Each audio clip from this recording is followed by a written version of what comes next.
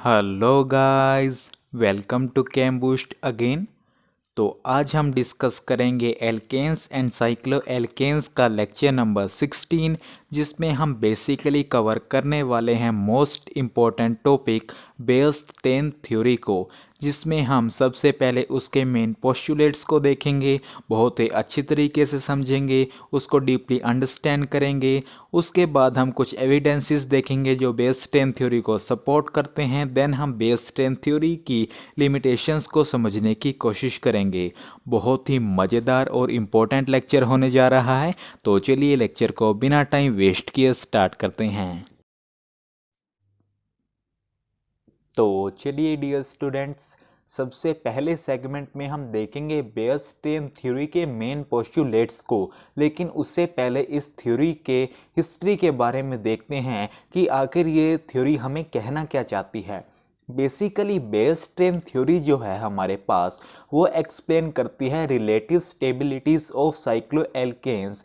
और स्पेसिफिकली अगर हम बात करें तो ये हमारे पास एक्सेप्शनल बिहेवियर जो है 3 और 4 मेंबर रिंग का, उसे एक्सप्लेन करता है। जिन्होंने इससे पहला वाला लेक्चर देखा है उनको पता होगा कि हमारे पास 3rd मेंबर रिंग यानी साइक्लोप्रोपेन और 4 मेंबर रिंग यानी साइक्लोब्यूटेन वो एडिशन रिएक्शंस दिखाते हैं, और बाकी के जो बचे हुए एल्केन्स हैं वो ये नहीं दिखाते। तो उन्हीं एक्सेप्शनल बिहेवियर्स को ये थ्योरी एक्सप्लेन करती है। बेसिकली हमारे पास 1885 में साइंटिस्ट हुए जिनका नाम था एडोल्फ वॉन बेयर, जिन्होंने अपने नाम के ऊपर ये थ्योरी दी है। अब हम वन बाय वन इनके पोस्टुलेट्स को अंडरस्टैंड करने की कोशिश करेंगे। तो चलिए पहला पोस्टुलेट देखते हैं, पहले रीड करते हैं, देन मैं आपको एक्सप्लेन करूंगा। A carbon atom bonded to 4 other atoms is tetrahedral, that is, angle between any pair of adjacent bonds is tetrahedral, that is 109 degree 28 minute। कि हमारे पास अगर एक कार्बन एटम है और वो 4 और एटम्स के साथ अटैच्ड है, तो जो वो कार्बन एटम होगा वो टेट्राहेड्रल होगा। इसका क्या मतलब हुआ कि उसमें अगर हम किसी पेयर की बात करें एडजेसेंट बॉन्ड्स की, तो उनमें जो एंगल होगा वो होगा 109 degree 28 minute. Clear. Second postulate की तरफ चलते हैं, पहले रीड करते हैं। All the carbon atoms constituting a cycloalkane molecule lie in a plane. As a result, the bond angles between any two adjacent carbon atoms are no longer equal to the normal tetrahedral angles of 109 degree 28 minute. They are either less or more than this angle. Basically ये हमारे पास क्या कहना चाह रहा है कि अगर हम एक साइक्लो एल्केन मॉलिक्यूल की बात करें तो उसमें जो कार्बन एटम्स होंगे वो एक ही प्लेन में होंगे। एग्जाम्पल के लिए अगर हम बात करें साइक्लोब्यूटेन मॉलिक्यूल की, तो उसमें जो कार्बन एटम्स प्रेजेंट होंगे वो एक ही प्लेन में होंगे, और एक ही प्लेन में होने के कारण जो बॉन्ड एंगल्स हैं between any two adjacent carbon atoms वो टेट्राहेड्रल एंगल के इक्वल नहीं होंगे। अब जो भी उनके बीच बॉन्ड एंगल्स होंगे वो या तो इस एंगल से ज़्यादा होंगे या इस एंगल से कम होंगे। ऑब्वियस सी बात है, और यही बात हमारे पास सेकंड पोस्टुलेट हमें कह रहा है। थर्ड पोस्टुलेट की तरफ चलते हैं। Any deviation or distortion from the normal tetrahedral angle imparts strain and hence instability to the resultant molecule. This strain is known as angle strain। यानी हमारे पास अभी हमने देखा कि जो बॉन्ड एंगल्स हैं वो डेविएशन दिखा रहे हैं फ्रॉम नॉर्मल टेट्राहेड्रल एंगल, यानी जो बॉन्ड एंगल्स हैं वो या तो इस टेट्राहेड्रल एंगल से ज़्यादा होंगे या कम होंगे। तो जो वो डेविएशन और डिस्टॉर्शन हो रही है नॉर्मल टेट्राहेड्रल एंगल से, उसके कारण हमारे पास साइक्लो एल्केन मॉलिक्यूल में स्ट्रेन आ जा रहा है, और इस स्ट्रेन के कारण हमारे पास जो रिजल्टेंट मॉलिक्यूल है उसमें इनस्टेबिलिटी आ जा रही है, और इस स्ट्रेन को हम बेसिकली नाम देते हैं एंगल स्ट्रेन। यही बात हमारे पास थर्ड पोस्टुलेट में एक्सप्लेन की गई है। फोर्थ पोस्टुलेट की तरफ चलते हैं। The greater the deviation from the normal tetrahedral angle, greater is the angle strain and hence greater is the instability of the resultant molecule। कि हमारे पास जितना ज़्यादा डेविएशन आएगा नॉर्मल टेट्राहेड्रल एंगल से, नॉर्मल टेट्राहेड्रल एंगल बोले तो 109 degree 28 minute, मतलब जितनी ज़्यादा डेविएशन होगी इस नॉर्मल टेट्राहेड्रल एंगल से उतना ज़्यादा एंगल स्ट्रेन इम्पार्ट होगा उस पर्टिकुलर साइक्लोएल्केन के मॉलिक्यूल में और उतनी ही ज़्यादा इनस्टेबिलिटी आएगी उस साइक्लोएल्केन के मॉलिक्यूल में। ये बात हमारे पास फोर्थ पोस्टुलेट एक्सप्लेन कर रहा है। फिफ्थ पोस्टुलेट की तरफ चलते हैं। The greater the stability of a ring system more easily it is formed. बहुत ही ऑब्वियस सी बात है कि अगर हमारे पास एक रिंग सिस्टम स्टेबल है यानी उसकी स्टेबिलिटी ग्रेटर है, बहुत ही ज़्यादा है, तो वो उतना ही ईजिली हमारे पास फॉर्म होगा। तो ये हमारे पास बेसिक पोस्टुलेट्स थे बेयरस्ट्रेन थ्योरी के। बहुत ही इंपॉर्टेंट सेगमेंट है, एक बार हम पूरे पोस्टुलेट्स को फटाफट से रिकैप करते हैं। सबसे पहला पोस्टुलेट हमारे पास क्या कहता है कि अगर एक कार्बन एटम 4 अदर एटम्स के साथ अटैच है तो वो कार्बन एटम टेट्राहेड्रल होगा, और अगर हम बात करें एडजेसेंट बॉन्ड्स के बीच में एंगल की वो होगा 109 डिग्री 28 मिनट। उसके बाद सेकंड पोस्टुलेट वो क्या कहता है कि अगर हम एक साइक्लोएल्केन के मॉलिक्यूल की बात करें उसमें जो कार्बन एटम्स है वो एक ही प्लेन में हैं, इसके कारण हमारे पास जो बॉन्ड एंगल्स हैं between any two adjacent carbon atoms वो नॉर्मल टेट्राहेड्रल एंगल के इक्वल नहीं हो पाते, या तो वो इससे ज़्यादा होंगे या वो इससे कम होंगे। और हमारे पास थर्ड पोस्टुलेट क्या कहता है कि कोई भी डेविएशन या distortion from normal tetrahedral angle हमारे पास एंगल स्ट्रेन इम्पार्ट करता है साइक्लोएल्केन मॉलिक्यूल में और हमारे पास उसमें इंस्टेबिलिटी आ जाती है। फोर्थ पोस्टुलेट क्या कहता है कि हमारे पास जितनी ज़्यादा डेविएशन होगी नॉर्मल टेट्राहेड्रल एंगल से उतना ज़्यादा एंगल स्ट्रेन होगा और उतनी ही इंस्टेबिलिटी होगी रिजल्टेंट मॉलिक्यूल में। फिफ्थ जो हमारे पास पोस्टुलेट है वो कहता है कि जितना ज़्यादा हमारे पास स्टेबिलिटी होगी एक रिंग सिस्टम की उतना ही ईजिली वो फॉर्म होगा। तो आप इन पोस्टुलेट्स को अपनी नोटबुक में नोट करें, फिर हम चलते हैं बेयरस्टेन थ्योरी के नेक्स्ट सेगमेंट की तरफ। तो चलिए डियर स्टूडेंट्स, अभी जस्ट हमने बेयरस्टेन थ्योरी के कुछ पोस्टुलेट्स देखे जिनमें हमने देखा था कि अगर हमारे पास कोई डेविएशन या डिस्टॉर्शन आती है फ्रॉम नॉर्मल टेट्राहेड्रल एंगल तो हमारे पास पर्टिकुलर साइक्लोएल्केन में जिसकी हम बात कर रहे हैं उसमें स्ट्रेन इम्पार्ट हो जाता है जिसे हम बोलते हैं एंगल स्ट्रेन। अब अगर हमें उस एंगल स्ट्रेन को कैलकुलेट करना हो तो उसकी क्या टेक्निक है, बेसिकली उसको हम कैलकुलेट करते हैं इस फॉर्मूला की हेल्प से जो होता है half into 109 degree and 28 minute minus bond angle in planar ring, यानी जिस भी हम रिंग की बात कर रहे होंगे ये वो थर्ड मेंबर भी हो सकती है वो फोर मेंबर भी हो सकती है। एग्जाम्पल से देखिए, अगर हम बात करें साइक्लोप्रोपेन की तो हम इसे रिगार्ड कर सकते हैं as an equilateral triangle with bond angles of 60 degree, तो हम इसमें रखेंगे 60 डिग्री। तो जब हम इसे कैलकुलेट करेंगे माय डियर हमारे पास एंगल स्ट्रेन निकल करके आता है +24 डिग्री एंड 44 मिनट। इसी तरीके से जब हम साइक्लोब्यूटेन की बात करते हैं तो एंगल स्ट्रेन निकल कर आता है +9 डिग्री एंड 44 मिनट। इसी तरीके से जब हम साइक्लोपेंटेन की बात करते हैं तो वो होता है 0 डिग्री एंड 44 मिनट्स। इसी तरीके से जब हम साइक्लोहेक्सेन और साइक्लोहेप्टेन की बात करते हैं तो वो निकल कर आता है -5 degree and 16 minutes and -9 degree and 33 minutes. ये इनमें बॉन्ड एंगल है, इसमें है 128 डिग्री 26 मिनट, ये हम यहाँ रखेंगे। इसी तरीके से साइक्लोपेंटेन में जो एंगल्स हैं between two adjacent carbon atoms वो है 120 डिग्री, साइक्लोपेंटेन में 108 डिग्री एंड साइक्लोब्यूटेन में 90 डिग्री। तो इन सब से हम कैलकुलेट कर सकते हैं एंगल स्ट्रेन को। अब ये पॉजिटिव और नेगेटिव का क्या फंडा है इसे ध्यान से समझिए। अब अगर हमारे पास एंगल स्ट्रेन है वो पॉजिटिव आ रहा है, इसका मतलब ये है कि बॉन्ड एंगल्स कंप्रेस्ड हुए हैं as compare to normal tetrahedral angle. क्या कहना चाह रहा हूँ यहाँ समझिए।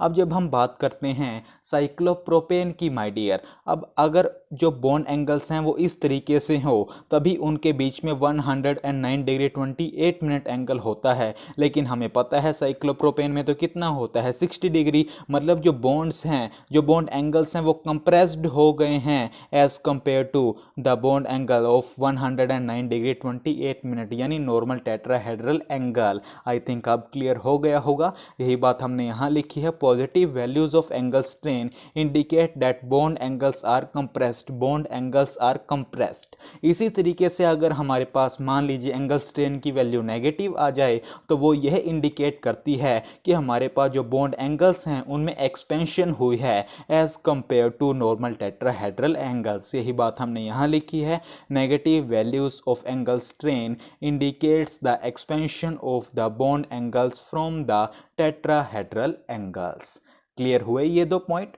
अब ध्यान से समझिए, अब हमारे पास चाहे एंगल स्ट्रेन पॉजिटिव आए चाहे एंगल स्ट्रेन नेगेटिव आए, हमारे पास बेस स्ट्रेन के पोस्टुलेट ये कहते हैं कि अगर कोई भी डेविएशन या डिस्टॉर्शन आई नॉर्मल टेट्राहेड्रल एंगल से तो हमारे पास उस पर्टिकुलर रिंग में स्ट्रेन आएगा ही आएगा, उसमें इनस्टेबिलिटी आएगी ही आएगी। तो इसका मतलब ध्यान से सुनिएगा डियर, इसका मतलब ये है कि वो एंगल स्ट्रेन का मैग्नीट्यूड है उसका साइन नहीं जो ये डिटरमाइन करेगा कि हमारे पास रिंग में इंस्टेबिलिटी आएगी या नहीं आएगी। बहुत इंपॉर्टेंट बात है, यहां पर मैंने लिखी है, नोट कर लीजिएगा इसे। क्या कि it is the magnitude of the angle strain and not its sign which determines the strain and hence the instability of the molecule. ये तो हमारे पास बात रही इन पॉइंट्स की, काफ़ी इंपॉर्टेंट पॉइंट्स है। अब हम थोड़ा और इलेबोरेट करते हैं, थोड़ा और डेप्थ में चलते हैं। अब हमने कहा कि साइन नहीं, मैग्नीट्यूड डिफाइन करेगा एंगल स्ट्रेन का कि हमारे पास जो पर्टिकुलर साइक्लोएल्केन है उसमें इंस्टेबिलिटी आएगी या नहीं आएगी। अब जरा इन्हें देखते हैं। अब साइक्लोप्रोपेन और साइक्लोब्यूटेन में हम कंपेयर करते हैं।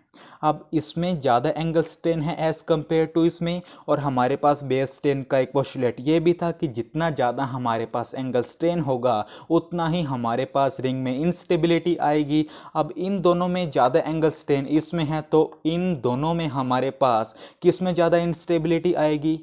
वेरी नाइस, साइक्लोप्रोपेन वाले में, क्योंकि यहाँ पर एंगल स्ट्रेन ज़्यादा हैं और ये सभी साइक्लोएल्केन्स से ज़्यादा हैं। मतलब ये जो रिंग है ये सबसे अनस्टेबल होगी। इसी वजह से हमारे पास जो साइक्लोप्रोपेन हैं वो सभी साइक्लोएल्केन्स से ज़्यादा रिएक्टिव होता है। क्लियर। अगर हम बात करें इन दोनों की तो इन दोनों में सबसे ज़्यादा स्टेबल कौन सा होगा? साइक्लोपेंटेन होगा, क्योंकि इसमें एंगल स्ट्रेन कम है। लेकिन अगर हम इन दोनों में बात करें तो ज़्यादा स्टेबल कौन होगा? साइक्लोब्यूटेन होगा। और दोनों में ज़्यादा रिएक्टिव कौन सा होगा? साइक्लोप्रोपेन, क्योंकि जो जितना अनस्टेबल वो उतना ज़्यादा रिएक्टिव। और इन दोनों में सबसे ज़्यादा रिएक्टिव कौन सा होगा? साइक्लोब्यूटेन वाला, क्योंकि जो साइक्लोब्यूटेन है वो इससे लेस स्टेबल है क्योंकि इसमें हमारे पास एंगल स्ट्रेन बहुत ज़्यादा है। अब इस तरीके से हमारे पास हम बोल रहे हैं कि हमारे पास एंगल स्ट्रेन का मैग्नीट्यूड ये बताएगा कि मॉलिक्यूल में इंस्टेबिलिटी आएगी या नहीं आएगी। अब अगर हम इन दोनों को कंपेयर करें, साइंस को छोड़ दीजिए, इनमें सबसे ज़्यादा अनस्टेबल कौन सा होगा? अगर साइन को छोड़ दें, ऑब्वियस सी बात है हमारे पास साइक्लोहेक्सेन ज़्यादा अनस्टेबल होगा। हम साइन की बात नहीं कर रहे, आई अगेन रिपीट, मैं मैग्नीट्यूड की बात कर रहा हूँ, क्योंकि इसमें एंगल स्ट्रेन ज़्यादा है और हमारे पास बेस स्ट्रेन थ्योरी का एक पोस्टुलेट है कि जितना ज़्यादा एंगल स्ट्रेन उतनी ज़्यादा इंस्टेबिलिटी। मतलब साइक्लोपेंटेन और साइक्लोहेक्सेन में बेस स्ट्रेन थ्योरी के अकॉर्डिंग कौन सा ज़्यादा स्टेबल होना चाहिए? साइक्लोपेंटेन ज़्यादा स्टेबल होना चाहिए, क्योंकि इसमें एंगल स्ट्रेन कम है। लेकिन हमारे पास एक्सपेरिमेंटली ये पाया गया कि हमारे पास साइक्लोहेक्सेन है वो जो ज़्यादा स्टेबल है, यानी साइक्लोहेक्सेन ज़्यादा स्टेबल है साइक्लोपेंटेन से। लेकिन बेस स्ट्रेन थ्योरी तो उल्टा कह रही है, और यही इसकी एक लिमिटेशन है जो हम आने वाले सेगमेंट में पढ़ेंगे। मैंने यहाँ आपको थोड़ा सा टच दे दिया है इसकी लिमिटेशन का। तो आप इन्हें नोट कर लीजिए, फिर हम चलते हैं लेक्चर के नेक्स्ट सेगमेंट की तरफ। चलिए डियर स्टूडेंट्स, अब हम देखते हैं कुछ एविडेंसेस को जो बेयर स्ट्रेन थ्योरी को सपोर्ट करते हैं, जिसमें सबसे पहला है reactivity of double bond. Basically हमारे पास जो डबल बॉन्ड है उसे हम रिगार्ड कर सकते हैं एज ए 2 मेंबर्ड रिंग, जिसमें हमारे पास carbon carbon bond angle 0 degree होता है। बेसिकली जिन्हें डबल बॉन्ड इक्विवेलेंट की नॉलेज है वो इस बात को समझ पा रहे होंगे, लेकिन नहीं पता तो कोई दिक्कत नहीं है, हम स्टीरियोकेमिस्ट्री में डबल बॉन्ड इक्विवेलेंट को डिस्कस करेंगे। फॉर द टाइमिंग आप इतना याद रखें। तो जब हम एंगल स्ट्रेन कैलकुलेट करेंगे इस 2 मेंबर्ड रिंग के लिए, तो हमारे पास वो निकल करके आता है +54 डिग्री एंड 44 मिनट्स, और ये सबसे ज़्यादा है हमारे पास साइक्लो एल्केन्स के केस में। अब बेयर स्ट्रेन थ्योरी तो क्या कहती है, अगर हमारे पास ज़्यादा एंगल स्ट्रेन होगा तो ज़्यादा रिएक्टिविटी आएगी उस पर्टिकुलर रिंग में। अब हमारे पास हम डबल बॉन्ड को 2 membered ring as a regard कर रहे हैं, डबल बॉन्ड यानी एल्कीन्स, यानी इसके अकॉर्डिंग यानी बेयर स्ट्रेन थ्योरी के अकॉर्डिंग एल्कीन्स ज़्यादा रिएक्टिव होनी चाहिए और एल्कीन्स हाईली रिएक्टिव होती भी है। मतलब ये हमारे पास सपोर्ट कर रहा है बेयर स्ट्रेन थ्योरी को। यही बात हमने यहाँ लिखी है, पूरी तरीके से हमने यहाँ एक्सप्लेन भी कर दिया आपको। आइए रीड कर देते हैं एक बार। A double bond may be regarded as a 2-membered ring with a carbon-carbon bond angle of 0 degree. Therefore, the angle strain हमारे पास यहाँ कैलकुलेट करते हैं, वो आता है हमारे पास 54 degree and 44 minutes, which is greatest angle strain of all the cycloalkanes. Hence, the alkenes should be highly reactive, which is in agreement with the observed facts कि हमारे पास एंगल स्ट्रेन ज़्यादा है तो एल्कीन्स ज़्यादा रिएक्टिव होनी चाहिए, और हमारे पास होती भी है। तो ये हमारे पास पहला एविडेंस हो गया। सेकेंड एविडेंस है reactivity of cyclopropane and cyclobutane. भाई अभी अभी हमने देखा कि साइक्लोप्रोपेन और साइक्लोब्यूटेन रिएक्टिव होते हैं रिमेनिंग ऑफ द साइक्लोएल्केन से।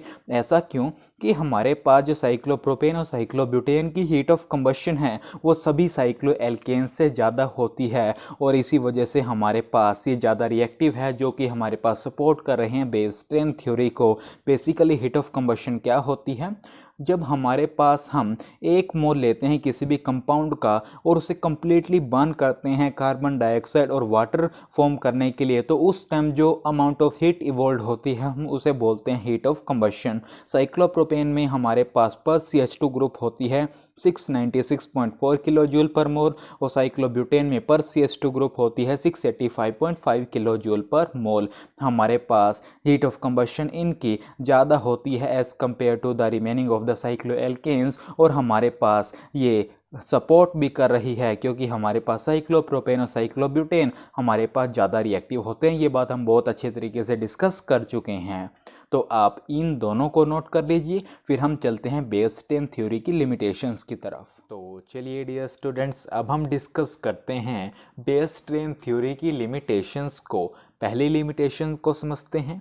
अब देखिए डियर, बेयर स्ट्रेन थ्योरी के बेस पर हमारे पास कार्बन कार्बन डबल बॉन्ड काफ़ी डिफ़िकल्ट होगा बनना, क्योंकि हमारे पास अभी हमने कैलकुलेट किया कार्बन कार्बन डबल बॉन्ड को हम रिगार्ड कर सकते हैं एज 2 मेंबर्ड रिंग, और वहाँ पर एंगल स्ट्रेन हमारे पास सबसे ज़्यादा आ रहा था as compare to remaining cycloalkanes. तो हमारे पास carbon carbon double bond form होना काफ़ी मुश्किल होना चाहिए according to Baeyer strain theory.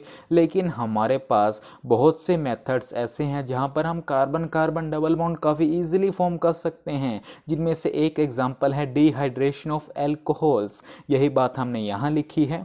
On the basis of Beer strain theory, a carbon-carbon double bond should be difficult to form since it is highly reactive and hence highly unstable. In contrast, it is a known fact that a carbon-carbon double bond is easily formed by dehydration of alcohols. जब हम propanol को treat करते हैं concentrated H2SO4 के साथ at near about 170 degree Celsius, तो हमारे पास propane की फॉर्मेशन हो जाती है, यानी carbon carbon double bond easily form हो जा रहा है। तो ये हमारे पास इसकी एक लिमिटेशन हो गई। अब हम चलते हैं सेकंड लिमिटेशन की तरफ। ये वो वाली लिमिटेशन है डियर जिसका टच मैं आपको ऑलरेडी दे चुका हूँ कि बेयर स्ट्रेन थ्योरी के अकॉर्डिंग हमारे पास साइक्लोहेक्सेन और ऐसे रिंग्स जिसमें 7 से ज़्यादा कार्बन एटम्स हो वो लेस स्टेबल होनी चाहिए। लेकिन हमारे पास जो हीट ऑफ कंबशन का डाटा है वो ये रिवील करता है कि साइक्लोपेंटेन साइक्लोहेक्सेन और रिंग्स जिनमें हमारे पास 7 या 7 से ज़्यादा एटम्स प्रेजेंट हों वो इक्वली स्टेबल है। हमारे पास साइक्लोपेंटेन में पर CS2 ग्रुप जो हीट ऑफ कंबशन है वो होती है 663.4 किलो जूल पर मोल, और साइक्लोहेक्सेन में पर CS2 ग्रुप होती है 657.9 किलो जूल पर मोल। यही बात हमने यहाँ लिखी है। On the basis of Baeyer strain theory, cyclohexane and rings having 7 or more carbon atoms should be less stable than cyclopentane, but heat of combustion revealed that cyclopentane, cyclohexane and rings containing 7 more carbon atoms are equally stable. I think अब clear हो गई होंगी आपको दोनों limitations. तो it is all about Baeyer strain theory. एक बार पूरी स्टोरी को रिपीट करते हैं हर लेक्चर की तरह। सबसे पहले हमने समझा कि बेयर स्ट्रेन थ्योरी हमारे पास कहना क्या चाह रही है। देन हमने एक एक करके उसके पोस्टुलेट्स को समझने की कोशिश की। देन हमने देखा कि एंगल स्ट्रेन को कैसे कैलकुलेट करते हैं। हमने वहाँ पर डीप द ग्राउंड देखा कि साइक्लोप्रोपेन क्यों ज़्यादा रिएक्टिव है साइक्लोब्यूटेन से। उसके बाद हमने कुछ एविडेंसेस को देखा जो सपोर्ट करती हैं बेयर स्ट्रेन थ्योरी को। उसके बाद हमने उसकी लिमिटेशंस को देखा। काफ़ी ईजी तरीके से मैंने आपको बताने की कोशिश की है। होपफुली लेक्चर्स आपको काफ़ी पसंद आ रहे होंगे। आप अपनी फीडबैक हमें कमेंट सेक्शन में ज़रूर दें और अपने फ्रेंड्स के साथ भी इन लेक्चर को शेयर करें ताकि उन्हें भी इनका बेनिफिट मिल सके। तो चलिए till next video, keep learning keep growing.